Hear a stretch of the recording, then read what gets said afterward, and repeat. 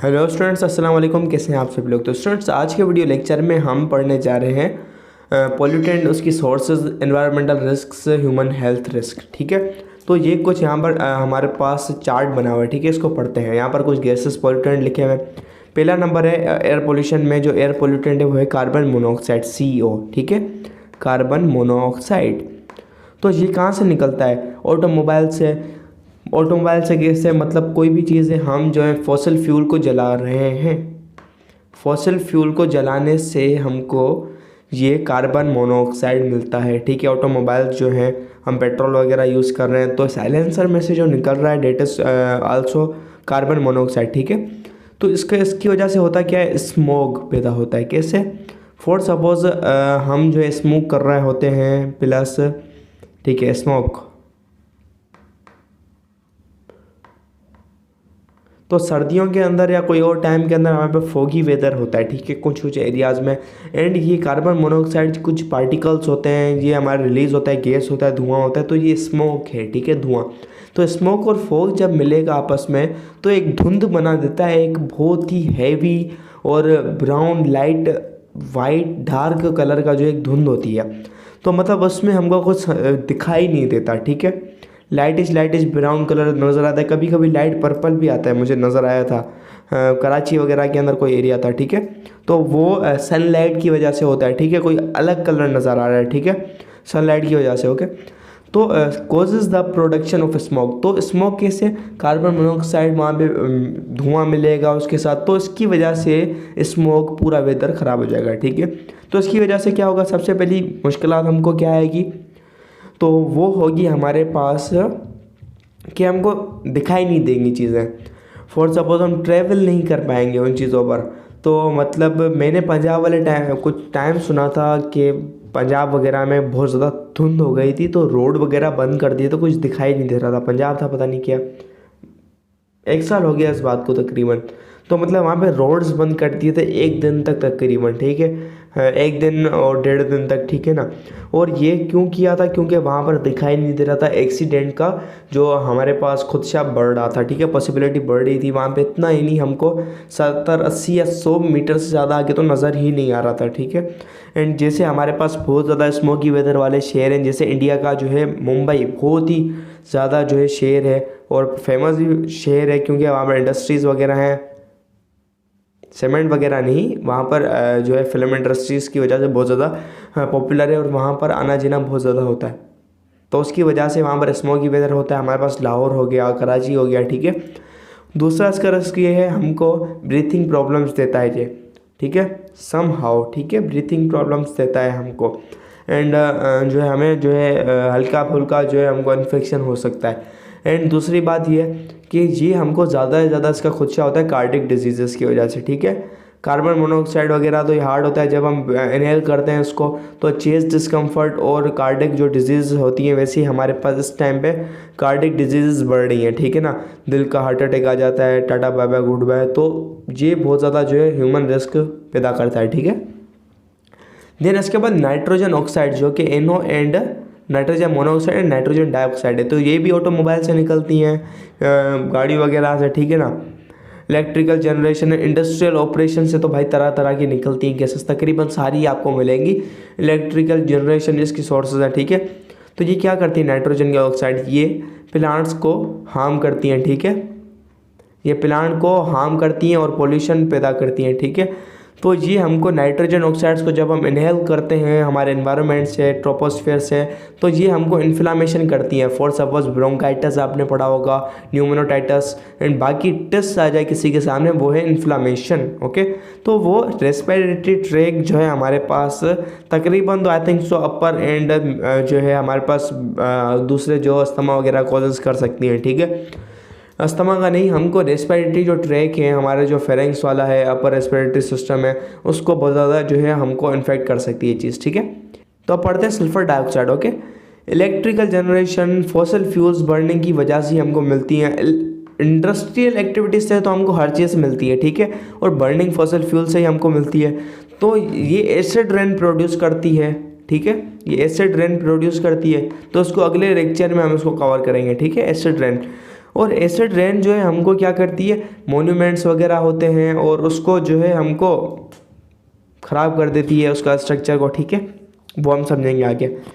तो sulphur dioxide का problem होता है हमारे पास अस्थमा में और हार्ट प्रॉब्लम्स में। सल्फ़र डाइऑक्साइड हमको बहुत ज़्यादा ट्रबल करती है ब्रीथ करने में, शॉर्टनिंग ऑफ ब्रीथ होती है हमको, और लेबरियस ब्रीथिंग कर रहे होते हैं उस टाइम पे, मतलब कंटिन्यूस ब्रीथिंग, ठीक है, लाइक दिस, और ऐसे बहुत ज़्यादा, ठीक है, मुश्किलात होती है सांस लेने में। इसकी वजह से हमको अज़मा है तो हमको बहुत ज़्यादा जो है तकलीफ़ होगी, हद से ज़्यादा तकलीफ़ होगी। क्योंकि अज़मा वाले पेशेंट को ना पता चल जाता है यार यहाँ पे मुझे गैसेस आ रही हैं, इरिटेशन उसको होती है, ठीक है, एंड हार्ट प्रॉब्लम्स हमको कॉज करती हैं, okay.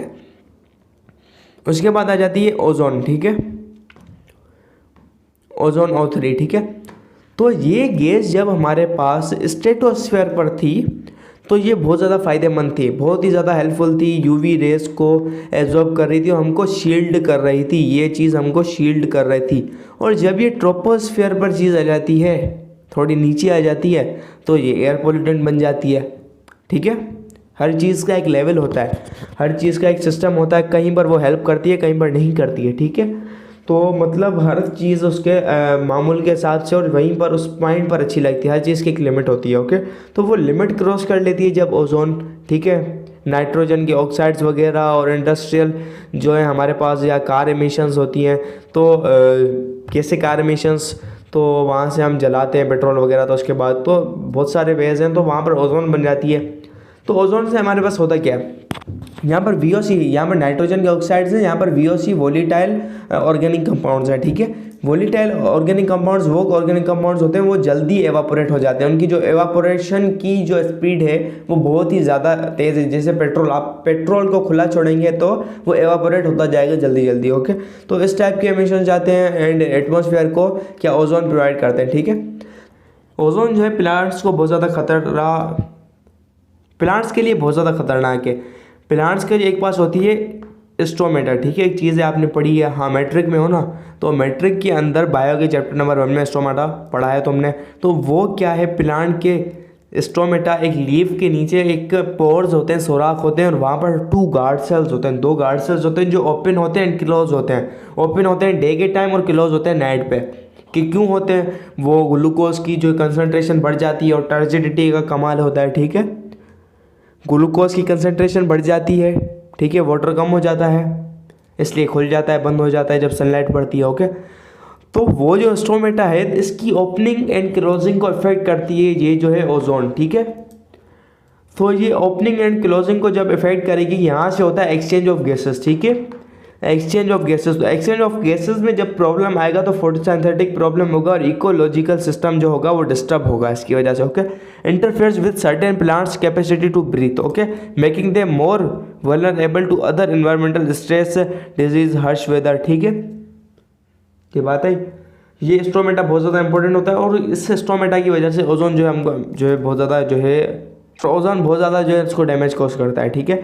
Lung function is impaired, ठीक है, breathing and passage way are irritated and inflamed, ठीक है। यहाँ पर इन्फ्लामेशन हो सकती है, हमारे जो लंग फंक्शन है और लंग्स वगैरह में जो है इन्फ्लामेशन वगैरह हो सकती है। इसकी वजह से हेडेक होता है, हमको हेडेक होता है, हेडेक वगैरह, सर में दर्द और दूसरी चीज़ें हो सकती हैं, कुछ बात कन्फ्यूजन हो रही होती है, ठीक है। पर्टिकुलेट मैटर, ठीक है, पर्टिकुलेट मैटर क्या होता है, मैंने आपको पिछली वीडियो के अंदर बताया था SPM, ठीक है, इसको SPM भी कहते हैं, सस्पेंडेड पर्टिकुलेट मैटर, ठीक है। तो ये क्या होता है, जब हम इंडस्ट्रीज़ वगैरह में सीमेंट वगैरह बन रहे होते हैं, वहाँ पे छोटे छोटे पार्टिकल एशेस वगैरह होते हैं, वो उड़ रहे होते हैं, ठीक है। तो जब वो उड़ते हैं हवा के अंदर और उसके जो इंडस्ट्री है, for suppose this is industry, उसके चारों तरफ कुछ इन्वायरमेंट तो होगा, वहाँ पे ज़मीनें होंगी, तो ये यहाँ से उड़ के ज़मीनों के ऊपर एक लेयर बना देते हैं, ठीक है, इस टाइप की एक लेयर बन जाती है। तो ज़मीन के सॉइल के ऊपर जो लेयर बन जाती है वो उसकी फर्टिलिटी को ख़राब करती है, एरोजन ख़राब करती है और हमारे पास सॉइल ख़राब हो जाती है, ठीक है, वेजिटेशन की प्रॉब्लम हो जाती है। ये क्या करती है, बहुत ज़्यादा ख़राब कर देती है, ठीक है। हमारे पास ये एटमॉस्फेयर में जाती है, हम ब्रीथ करते हैं, हमको ये प्रॉब्लम्स करती है और धुंध भी कॉज कर सकती है और बहुत सारे इसके प्रॉब्लम्स होते हैं। एसिडिक होते हैं तो एसिड जो है रेन का कॉज कर सकती है, ओके। ये बात समझ आई। मोन्यूमेंट्स को जो है बहुत ज़्यादा नुकसान कर सकती हैं, स्ट्रक्चर्स वगैरह को, ठीक है, ये पर्टिकुलेट मैटर्स वगैरह।